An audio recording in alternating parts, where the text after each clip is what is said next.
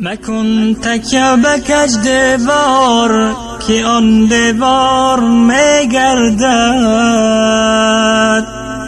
مکن تکیه به کج دیوار که آن دیوار میگردد. مخور تو غم از این دنیا که دل بیمار میگردد. مترس از سردی سرما پسش فصل بهار آید. نهالی ناامیدی ها ز نو پربار میگردد. اگر روز زنا کامی گذشت و رفت باز آید. پسی هر پرده شام سحر تکرار میگردد.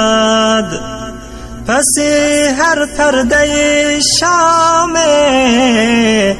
سحر تکرار میگردد.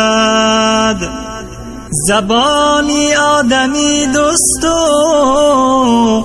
و هم قاتل برای اوست.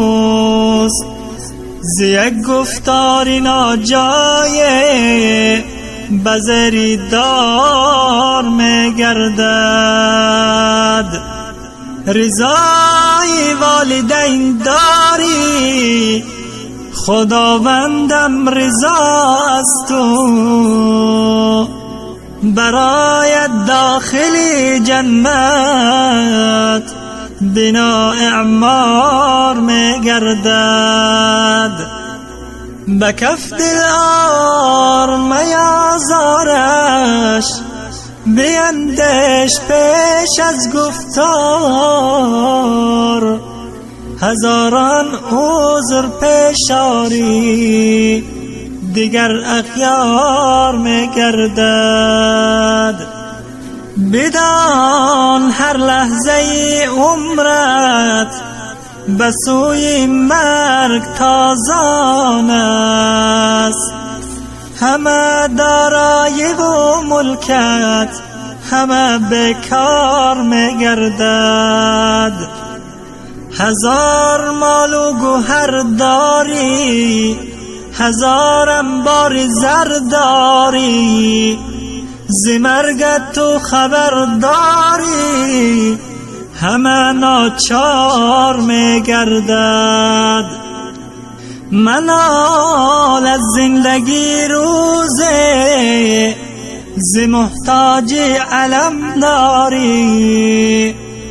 دوای بنده صابر فقط الله میگردد. مکن تکیه به کج دیوار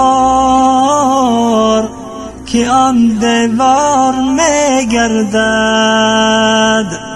مکن تکیه به کج دیوار